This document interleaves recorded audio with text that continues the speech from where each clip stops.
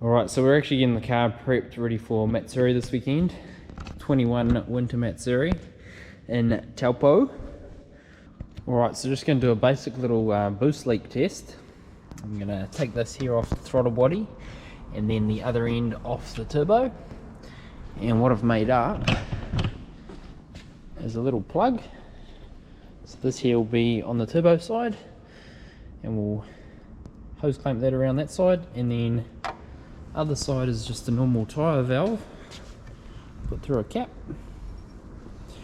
and we'll clamp that in there like that with a bike pump there, crank it up to about 25-30 psi, and go around and check all the joins with the intercooler joiners and check they're not leaking or the hose clamps aren't stuffed. Let's give it a crack, see if it works.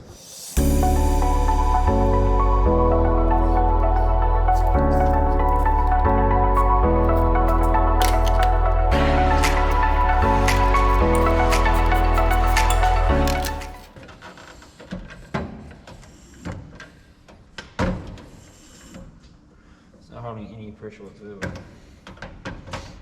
Where's it all going?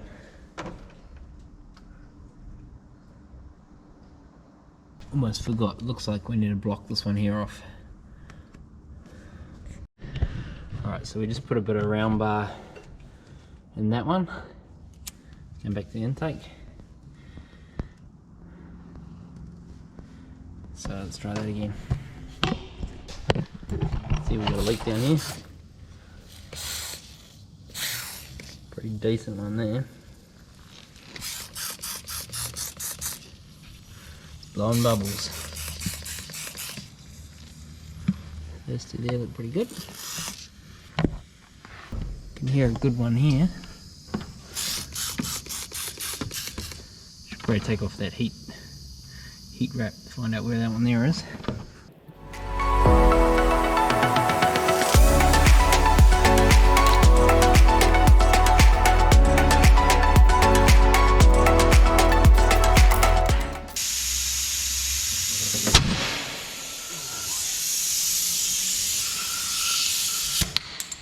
Golly, it's like a spud gun.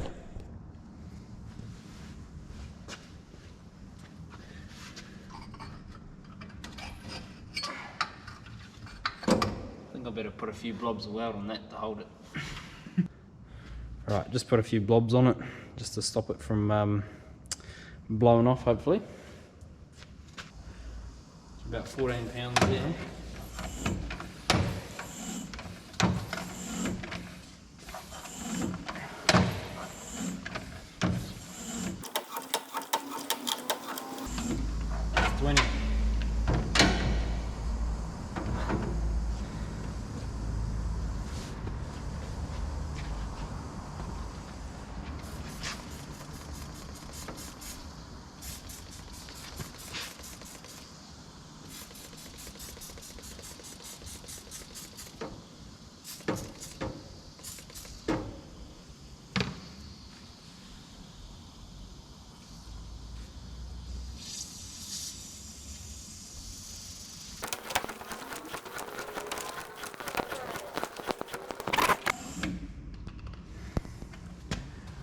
Alright, so we just pumped that up to about 22 pounds, which is more than enough, because max this runs is about 18, so we're going to have a bit of a safety factor, which is good.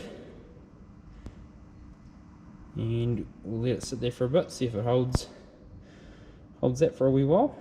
If it does, we're good to go.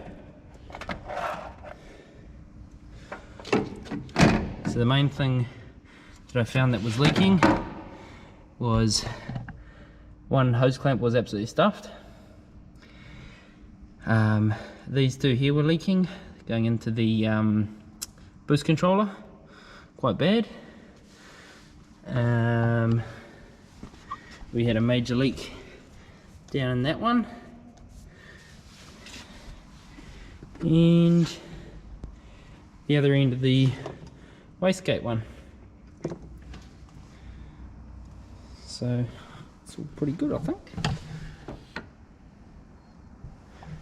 So let that sit for a bit and see what happens. Alright, so that's been about 5 minutes and she is still on 23 psi, so we are airtight. So the max boost I'm running on this is 18 pound, so, or 17 pound I think it is, on the boost controller, so we're pretty safe. So we'll undo this, put it back together, and we're good. Alright, so she's put it all back together. We're just going to wrap a bit of this fiberglass heat wrap around the silicone joiner down there. It's next to the manifold. It originally had this here over the top of it and then hose clamped, but I think it's probably better to hose clamp that, hose clamp the actual silicone joiner and then wrap it and put some little stainless ties around it.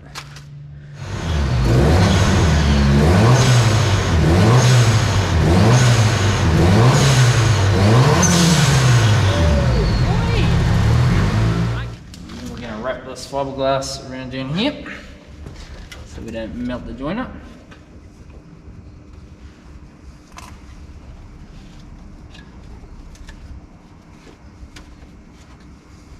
Don't do it while the exhaust is hot, because it's fucking hot.